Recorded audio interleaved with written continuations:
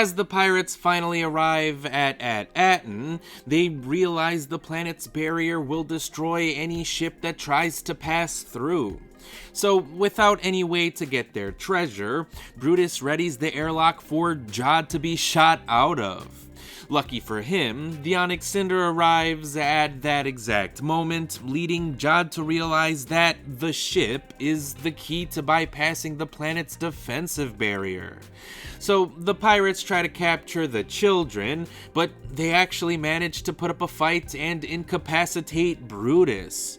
But that act proved to be for nothing, since Jod ended up murdering him in front of everybody, thus resuming his former captaincy. So he tells the pirates to conceal themselves until he obtains the location of the planet's vaults and tries to capture the children himself.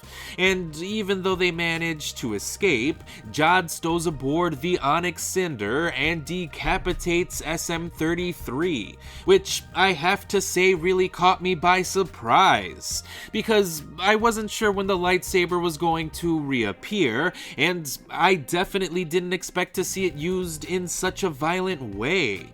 I mean, this is the first time in a long time that a lightsaber has actually felt threatening.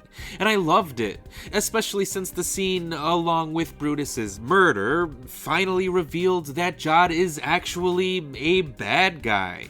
And sure, we all had our suspicions about Jod, but this episode finally committed to showing us that he is actually a legitimate villain.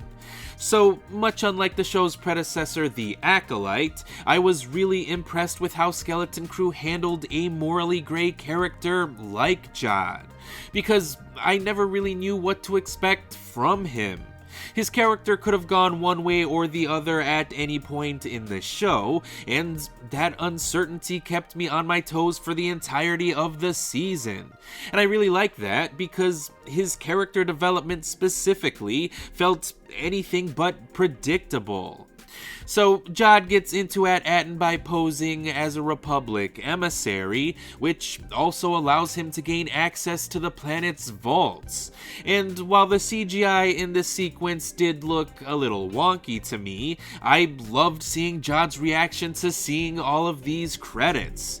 Because if I ever saw this much money in real life, I'd probably fall to my knees and start breaking down too. But as the children are finally reunited with their parents, Jod approaches them with his lightsaber drawn, and the episode comes to an end. So, the last episode of the season is sure to be an interesting one, especially since we're going to find out who's running Aten in the first place.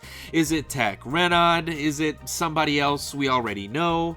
Cause the series has shown an impressive amount of restraint by not featuring any well-known characters already, so it'll be interesting to see if anybody we know is going to appear in the finale. Regardless, even though the penultimate episode of Skeleton Crew didn't turn out to be my favorite episode of the season, I think it still proved to be a pretty damn good one. So I'm definitely looking forward to seeing how this series is going to wrap up once the season finale gets released on Tuesday.